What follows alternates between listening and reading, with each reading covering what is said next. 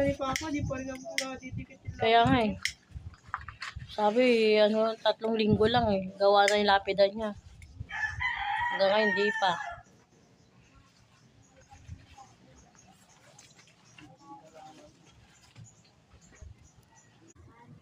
Tagal-tagal na yan. Isang buwan na si Papa mo eh. Wala pa din yung lapida niya. Binayaran ko na yun eh. Para malagyan ng lapida eh.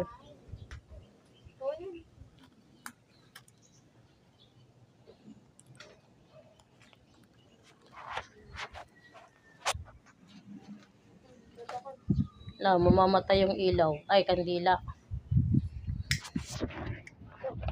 Huwag mo na sindihin kasi yung apoy.